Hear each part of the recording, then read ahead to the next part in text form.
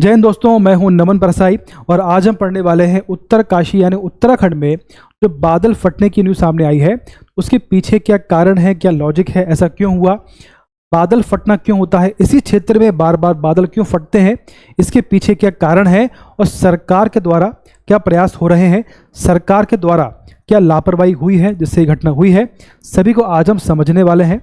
आपको ध्यान से पढ़ना है और इंडिया का मैप आपके पास में होना चाहिए ताकि आपको कॉन्सेप्ट क्लियर हो। ये हमारी एप्लीकेशन है नमन परसाई लर्निंग ऐप। यहाँ पर आपको सभी प्रकार के टेस्ट मिलने वाले हैं।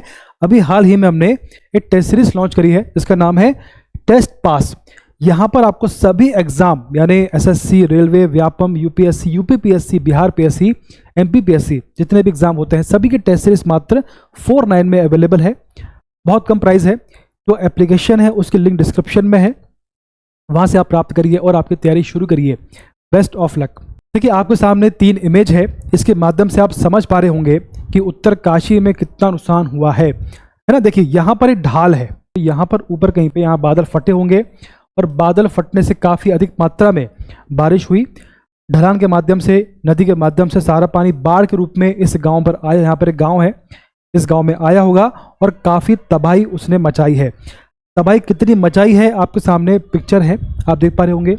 देखिए ये आपका जो क्षेत्र, यहाँ पर मकान टूट गए हैं, जितने भी आपके मकान बने हैं इस मार्ग में सभी यहाँ पर बर्बाद हो चुके हैं, कुछ भी नहीं बचा है मार्ग में।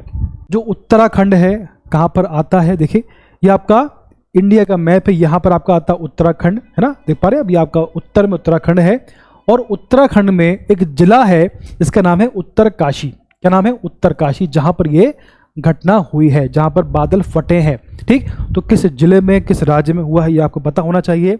ये हुआ कैसे है ये समझिए आप बात को। यहाँ पर ये पूरा क्षेत्र है, ये आपका उत्तरकाशी में एक क्षेत्र है जिसका नाम है धराली गांव। ठीक, तो ये जो घटना घटी है ये धराली गांव में हुई है। जो आपका नुकसान हुआ है वो धराली गांव में हुआ है, ये आपको समझना है। क्लियर है? अब देखिए इस गांव के ऊपर एक नदी है, एक नाला, उसका नाम है खीर, है ना। क्या नाम है? खीर नदी यहाँ पर है। यहां पर कहीं ऊंचाई में बादल फटे होंगे। बादल फटना यानी बहुत एक साथ बहुत तेज बारिश और बहुत सारी बारिश होना। ठीक, तो ऊपर कहीं यहां पर बादल फटे होंगे ऊंचाई पर, और बादल फटने के बाद में जो बहुत सारा पानी है बाढ़ के रूप में इस नदी के माध्यम से इस गांव में, धराली गांव में आया होगा। धराली गांव में वर्तमान में 900 की आबादी थी, 200 परिवार वहां रहते थे और लगभग 20 से 25 की मात्रा में वहां पर होटल है। ठीक, तो ये जो आपका बाढ़ का पानी नदी के माध्यम से इस गांव में आया और इस क्षेत्र में जो भी मकान, जो भी आपके होटल हैं नदी के मार्ग में बने हुए थे उन सबको बर्बाद करते हुए आगे पानी बढ़ा और यहाँ पर एक रिवर है भागीरथी रिवर, इसमें सारा पानी आके मिल गया। ठीक, तो मार्ग में जो भी होटल और आपके जो मकान बने हुए थे वो सभी बर्बाद होगा, सभी साथ में इसके बह के चले गए। ठीक, इससे काफ़ी मात्रा में नुकसान हुआ है। नुकसान कितना हुआ है इसका आकलन अभी हो रहा है, जानकारी पूरी इसकी प्राप्त अभी नहीं हो पाई है, इसलिए उसको मैंने इसमें नहीं लिया है। ये जो घटना है 5 अगस्त की घटना है, 5 अगस्त को ये घटना घटी है।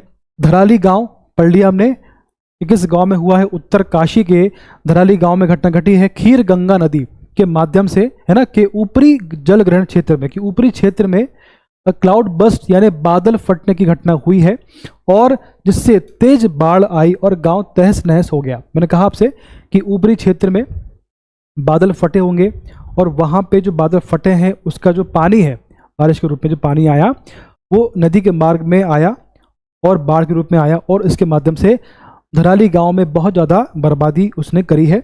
इसके बाद देखें राहत व बचाव, वहाँ पर सरकार के माध्यम से, भारतीय सेना के माध्यम से वहाँ पर राहत और बचाव कार्य शुरू हो चुका है।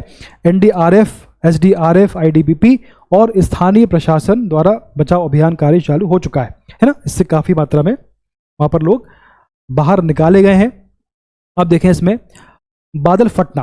अब देखिए बादल फटना यानी क्लाउड बस्ट बेसिकली होता क्या है वो समझते हैं। देखिए एक क्लाउड बस्ट बेसिकली क्या होता है, किसी क्षेत्र में, किसी छोटे क्षेत्र में जब बहुत अधिक मात्रा में बारिश होती है उसको बोलते हैं क्लाउड बस्ट, है ना। देखिए एक क्लाउड बस्ट वह तीव्र बारिश होती है जिसमें 1 घंटे में 100 मिलीमीटर, बहुत होता है ये, 100 मिलीमीटर या उससे भी अधिक बारिश हो जाती है। मैंने आपसे कहा कि छोटे क्षेत्र में जब अधिक मात्रा में बारिश होती है उसको बोलते हैं बादल फटना। ठीक, वो बेसिकली बादल फटना जो होता है उससे बहुत अधिक मात्रा में नुकसान होता है, और यह बहुत छोटे क्षेत्र में कुल वर्ग किलोमीटर तक होती है। तो बहुत छोटे क्षेत्र में बारिश होती है जिससे अचानक बाढ़ या भूस्खलन जैसी आपदाएं उत्पन्न होती है। बात क्लियर है? अब देखिए इसके पीछे क्या कारण है वो समझते हैं। देखिए होता क्या है कि जो वर्षा वाले बादल होते हैं जब धीमे धीमे पहाड़ के पास पहुंचते हैं तो चूंकि पहाड़ की हाइट ऊंची होती है तो बादल भी ऊपर उठने का प्रयास करते हैं, और चूंकि इनमें नमी है, इनमें मॉइस्चर है, ये भारी होते हैं, ठंडे होते हैं, तो धीमे धीमे आगे बढ़ते हैं, ऊपर जाते हैं। और जब इनका ये जो बादल काफ़ी हैवी हो जाते हैं, काफ़ी नमी वो काफ़ी ठंडे हो जाते हैं, तो इस क्षेत्र में आकर ये भारी वर्षा करते हैं और इसी को ही बादल फटना कहते हैं। क्या आपको क्लियर है? अब चूंकि यहाँ पर है ना तीव्र वर्षा होती है, बहुत ज़्यादा वर्षा होती है, जिसको हम बादल फटना कहते हैं, और अगर यहाँ पर कोई गांव या बस्ती बसी होती है तो जो पानी है काफ़ी अधिक मात्रा में बहता है, यही पानी बाढ़ के रूप में यहाँ पर त्रासदी आपदा उत्पन्न करता है। ये इसका सिंपल सा कॉन्सेप्ट है। क्लियर है? चलिए आगे बढ़ते हैं। बहुत सिंपल कॉन्सेप्ट समझ लिया आपने। अब बात करते हैं धराली ही क्यों, इस क्षेत्र में बार बार आपदा क्यों आती है, बार बार यहाँ पर घटना क्यों घटती हैं। इससे पहले भी यहाँ पर आपदा आई है। देखिए हिमालय की दरार पर ये बसा हुआ है। देखिए हिमालय जो है बेसिकली, देखो ये आपको दिख रहा है, ये आपका हिमालय है, इस प्रकार से आपका हिमालय, ये बीच में दरार है ना, तो यहाँ पर ये बसा हुआ है। यहाँ पर जो है नदियाँ नाले यहाँ पर बहते रहते हैं, इसलिए यहाँ पर जो है त्रासदी आपदा आती रहती है, ये इसका कारण है। 10 साल में तीसरी बार यहाँ पर तबाही मची है। 1864 में इससे पहले हुआ था, 13 में और 14 में, इसके बाद 25 में ये घटना हुई है। तो बेसिकली अभी मिला के 4 बार यहाँ पर आपदा आ चुकी है। अब देखिए खीर नाला, जो आपका खीर नाला है ना, ये जो आपका बेसिकली ऊपर नदी है, यहाँ पर नाला है, इसके माध्यम से यहाँ पर तबाही होती है ना। तो क्या होता है, खीर नाले में तबाही होती है, क्यों होती है? भूगर्भ वैज्ञानिकों ने धराली गांव को कहीं और बसाने की सलाह दी थी, लेकिन राज्य सरकार ने इस पर कोई एक्शन नहीं लिया, लेकिन इससे शिफ्ट नहीं किया गया। ये है लापरवाही।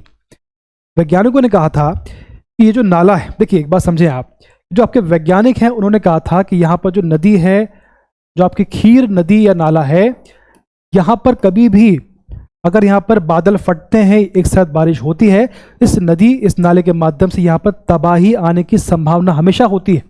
तो जो वैज्ञानिक हैं उन्होंने कहा था कि भैया यहाँ पर आप किसी प्रकार की बस्ती को ना बसने दें, लेकिन सरकार ने कोई एक्शन नहीं लिया। इससे बार बार यहाँ पर आपदा आती है और यहाँ पर जो है बेसिकली नुकसान होता रहता है। इतिहास में प्रमुख घटनाएं, देखिए इससे पहले भी यहाँ पर घटना हुई है। 2013 में केदारनाथ आपदा, मंदाकिनी नदी में ग्लेशियर टूटने और भारी बारिश के माध्यम से यहाँ पर घटना हुई थी, बाढ़ आई, बहुत अधिक मात्रा में तबाही हुई थी। 2012 के हिमालयी फ्लैश फ्लड्स, उत्तरकाशी और हिमाचल में क्लाउड बस्ट की वजह से तबाही, कई लोग इसमें मारे गए थे, ये आप जानते होंगे। तो इस प्रकार से काफ़ी यहाँ पर इससे पहले भी घटना हो चुकी है, लेकिन सरकार जो है कोई एक्शन नहीं ले पा रही है। यहाँ पर बादल क्यों बार बार फटते हैं, इसके पीछे के कारण है वो समझा। देखिए आप, धराली ट्रांस हिमालय यानी कि 4000 मीटर से भी ऊपर में मौजूद मेन सेंट्रल थ्रस्ट में है। जो आपका धराली गांव है ये बहुत ऊंचाई पर है, और इसके ऊपर जो आपके बड़े बड़े पहाड़ हैं, तो वहाँ से अधिक मात्रा में पानी आने की संभावना हमेशा बनी होती है। ये एक दरार होती है जो मुख्य हिमालय को ट्रांस हिमालय से जोड़ती है।